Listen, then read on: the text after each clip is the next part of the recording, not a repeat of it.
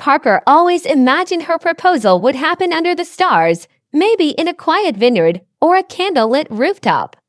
She had replayed the moment in her head so many times she could practically feel the ring slip onto her finger, the gasps from friends, the tears in her mom's eyes, the champagne fizzing somewhere in the background. But never in her wildest dreams did she picture what actually happened, or how fast her world would unravel right after. It started out like a dream. She knew this look. It was the one he had the first time he told her he loved her, the one he wore when he met her dad.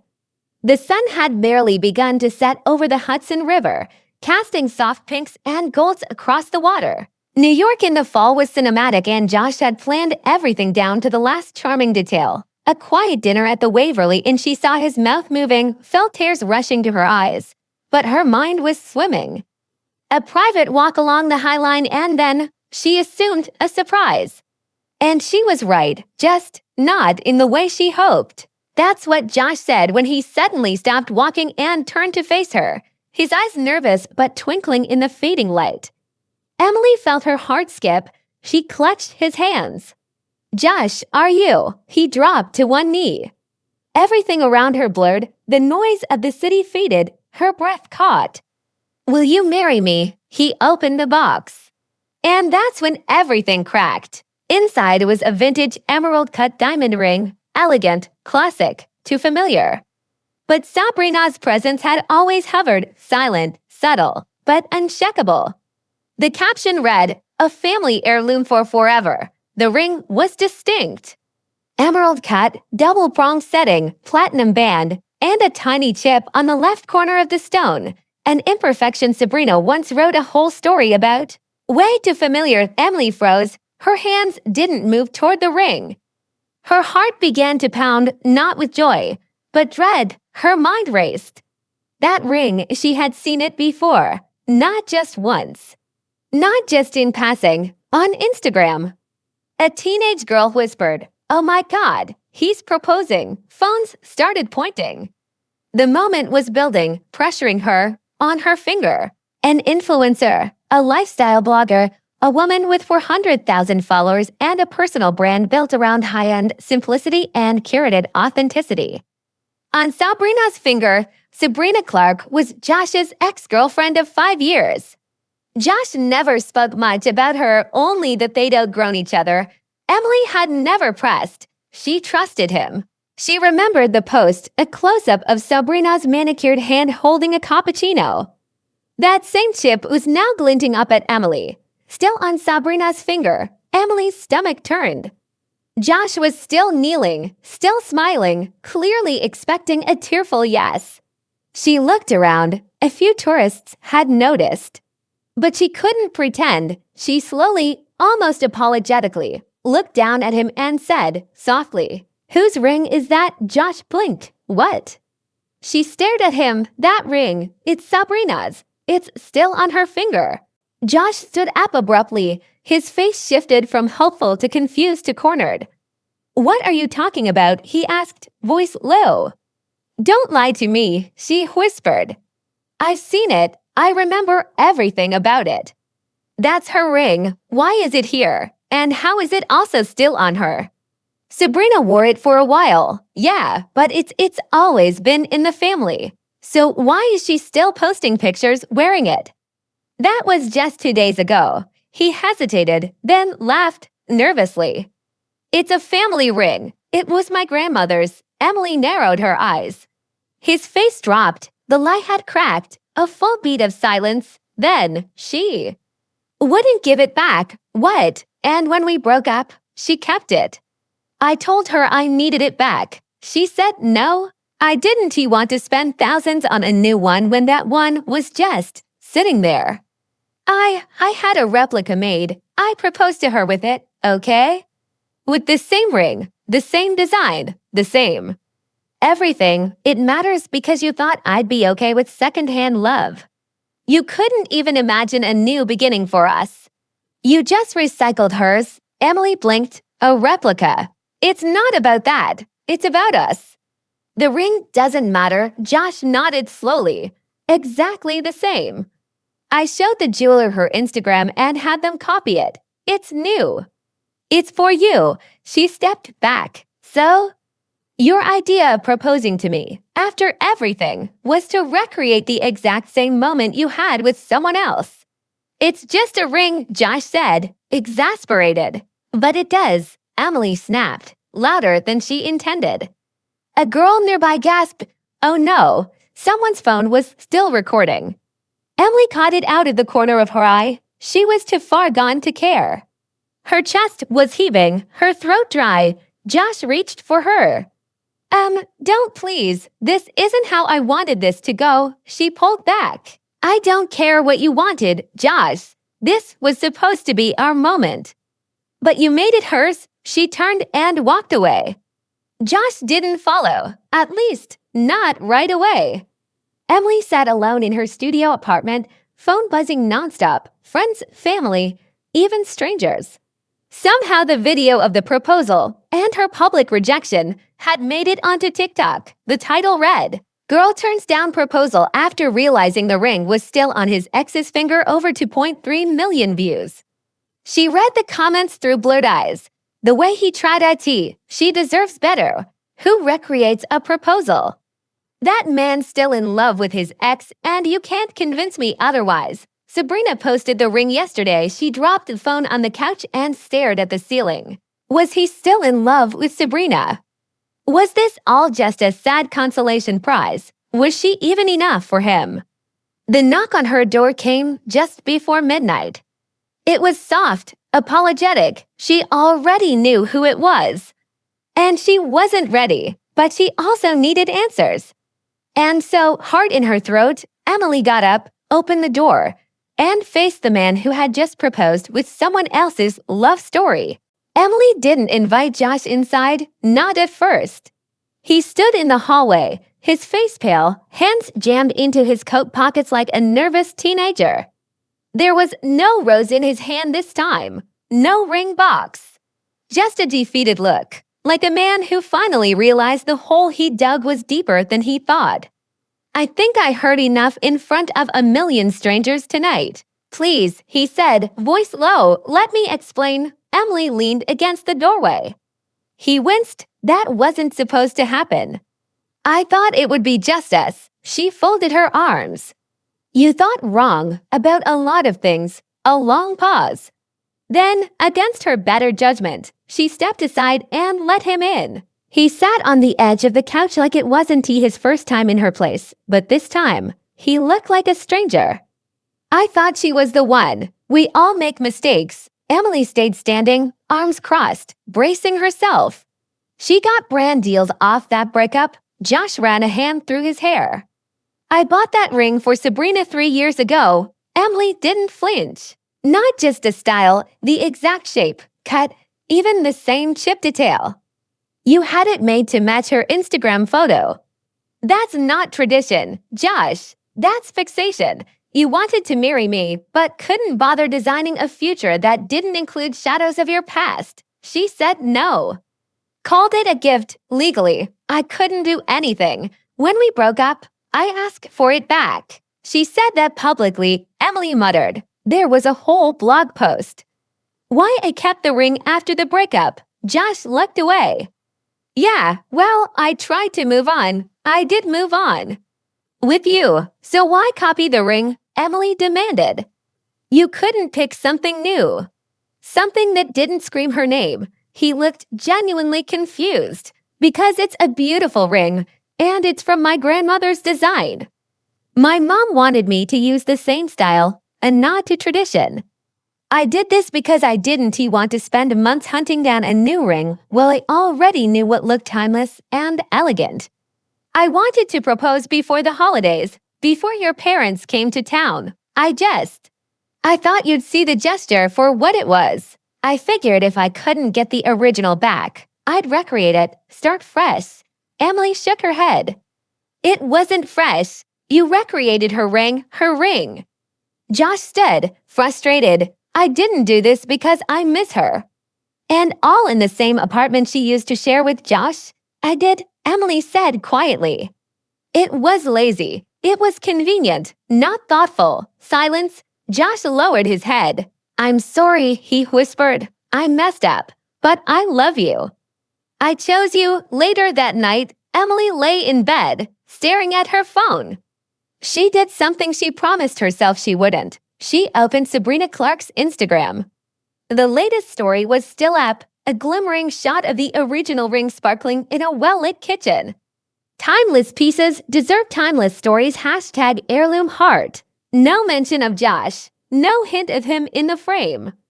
Just that ring, still on her finger, still his, or maybe not anymore.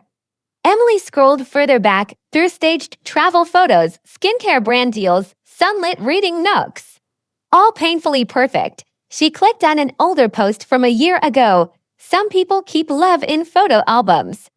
Others wear it on their fingers. I chose the latter. A chill ran through Emily's spine. What kind of woman keeps wearing a ring from a man who moved on? And why hadn't Josh done more to get it back? The next morning, she had her answer. When Emily opened her inbox, she wasn't expecting what she found. One new message request. From @Sabrina Clark's subject line, since you're clearly interested in the ring. Her heart dropped. She opened it. Hey Emily, so heard about your little public moment last night. Rough. But just so you know, that ring was mine first. He gave it to me. I didn't steal it. I didn't borrow it. I earned it. You're mad at him because he copied something I already had. But maybe ask yourself, why is he still chasing what I left behind? Good luck. You'll need it. Sabrina. Emily's hands trembled. The nerve, the smugness, the power play. Josh had told her he moved on, but Sabrina clearly hadn't let go. Not of the ring, not of the attention, and definitely not of the control. This wasn't just a proposal gone wrong anymore. It was a territorial war. And Emily was officially pulled into a fight she never asked for. She texted Josh. Did you know she messaged me? About the ring, he replied instantly. What? What did she say? Emily didn't respond. She just showed up at his apartment that evening, no makeup, no filter, no soft tone. Either you handle this, she said at the door, or I'm gone. Emily, I swear I didn't ask her to do anything. She still wears your ring like a trophy. She still uses your name for clout. She still controls the narrative. She's just toxic. That's why I left. Josh looked genuinely scared. But you didn't really leave, Emily said. Josh looked down. She threatened to ruin my career if I took legal action. Brands would pull out, my company would suffer. I didn't think it was worth it. So you protected your career instead of protecting our relationship. Emily blinked. What? She said she'd post screenshots, videos, stuff from our relationship, make it look like I was emotionally abusive. Emily's jaw clenched. He didn't answer. That weekend, Sabrina posted a YouTube video titled, Why I Kept the Ring and Why I'll Never Apologize in it. She walked her audience through a carefully crafted story, emotional manipulation, dramatic music, and just enough plausible deniability to avoid legal risk. By Monday, it had 1.2 million views. Emily watched every second. And somewhere around minute 8, when Sabrina casually referred to the new girl as a placeholder, something inside Emily snapped. She called Josh. I want to meet her. There was silence. Of course. What? Her, Sabrina, face to face. If we're going to move forward, she needs to know I'm not backing down. Josh groaned. That's not a good idea. Set it up, she said firmly, or I walk. It happened on neutral ground, a boutique cafe in Soho, mid-morning, when the place was quiet and the baristas were too hip to care about drama. But you got it wrong, and now you're using a dead relationship to feed your dying brand. Emily wore black. Clean lines, no distractions, just power. Sabrina arrived 10 minutes late, wearing a cream trench coat, oversized sunglasses, and the original ring. But if you keep trying to sabotage us, I will fight back, not with followers, with facts. And trust me, I've seen the demons he never deleted. She sat down without a greeting. It's all you've got left, so You wanted to see the woman who had the ring first. Emily didn't flinch. No, I came to tell her she can keep the jewelry, but she wanted to get to keep the man. Sabrina laughed. That's what you think. Emily leaned in. You're right. You got it first. Sabrina's smile cracked for a second. Josh isn't going back to you, Emily said. Sabrina stiffened. Emily stood up, cool and unshaken. Keep the ring, sweetheart. And with that, she walked away. The cafe meeting left Emily feeling empowered but exhausted. The tension with Sabrina was palpable, but more than anything, Emily knew the real battle wasn't just with the ex, it was with Josh, with their fractured trust. And with the future they still desperately wanted but now had no idea how to reach. After the confrontation, Josh called Emily the next day. His voice was quieter than usual. I had the replica made. The jeweler did an amazing job, he said. I want you to have something special. Not just a copy. Emily's heart sank. That's not the problem, Josh. He was silent for a moment. I'm sorry for everything, for not seeing how much this hurt you, for letting the past bleed into our future. She wanted to believe him, but the wound felt fresh, still raw. Days later, Emily visited the jeweler's shop where Josh had the ring copied. The jeweler, a kind middle-aged man named Mr. Lang, looked at her carefully. Josh was very specific about every detail, he said. The cut, the prongs, even the tiny chip on the stone. He wanted it exactly the same. Emily sighed. Did he mention why, she asked. He said it was to keep the story alive. Mr. Lang hesitated. Emily's chest tightened. The story, not theirs. Why can't we make a new one, not her own? Because I don't know how to start over without it, Emily confronted Josh again, this time face-to-face in his apartment. Why does it have to be her story? She demanded. I want to be your future, not your backup plan. Josh looked away, frustrated, because that story was perfect once. Emily shook her head. That's the problem. You're holding on to something dead. Josh swallowed hard. Give me a chance, he begged. I'm not sure I can, she said quietly. Not yet. Emily's doubts grew when a video surfaced online, a private conversation between Josh and Sabrina, leaked by an anonymous source. In the video, Josh sounded hesitant but apologetic. I want to move on with Emily, but she doesn't know the whole truth about the ring. Josh never reported it, too embarrassed, too scared of family drama. Sabrina laughed softly. Just tell her what you told me, that it's from your grandmother. That way, no one asks questions. Emily's hands trembled as she watched. I was scared you'd think I wasn't trustworthy, that I was hiding something. How many lies had Josh told? How deep was the secret he wasn't ready to share? Unable to keep the secret any longer, Josh finally opened up. One evening, under the dim light of the city skyline, he revealed the truth. The ring wasn't just Sabrina's, it was stolen from his grandmother. Years ago, Sabrina had taken it without permission during their breakup. He'd been chasing the ring ever since, hoping to reclaim what was his. But the damage was done. Emily, he said, voice breaking. I should have told you. Emily looked at him, tears in her eyes. You were hiding more than a ring, Josh. You were hiding us. Emily and Josh faced a long road ahead. It wasn't just about a ring anymore. It was about trust, love, and whether second chances were really possible. Josh promised to get the original ring back. No replicas, no shortcuts. Emily agreed to try again, but on her terms.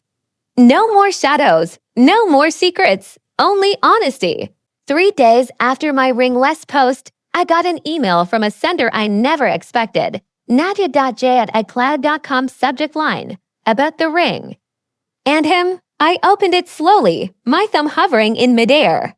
Eva, I saw what happened. The video, the comments, all of it. I didn't know he was still using the same lies. I'm sorry. Not just for posting that stupid story, but for not warning you earlier. He said it was over, clearly. It wasn't over enough. I know you probably don't want to hear from me.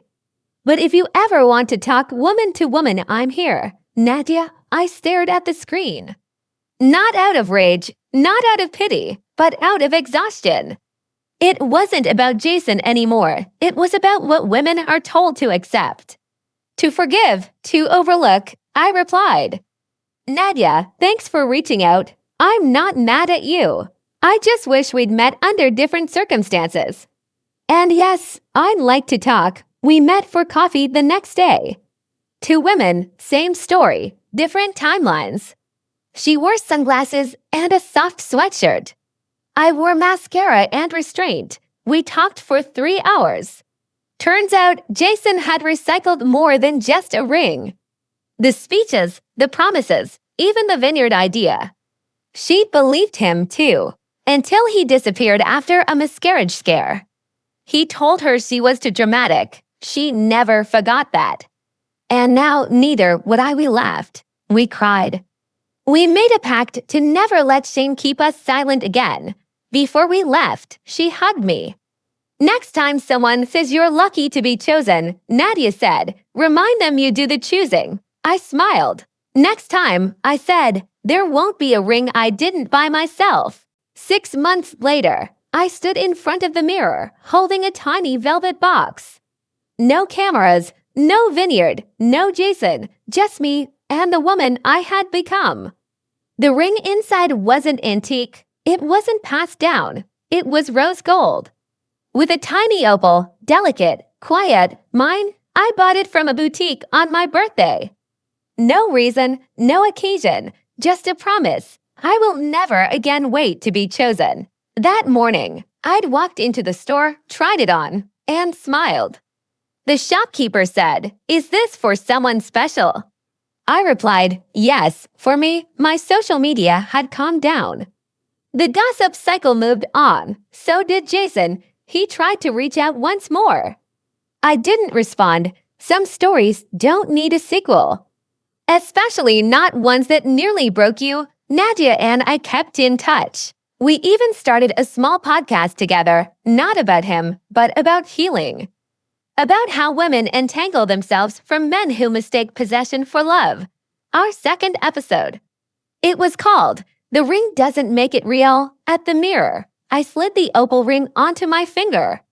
It shimmered softly under the morning light. No weight of a lie, no ghost of a promise, just truth, just peace, just me. Love didn't abandon me. It just returned in a different form, self-respect, clarity, wholeness. And when love comes again, the kind that doesn't need performance, I lines recognize it. Not because of a ring, but because I won't lose myself to find it.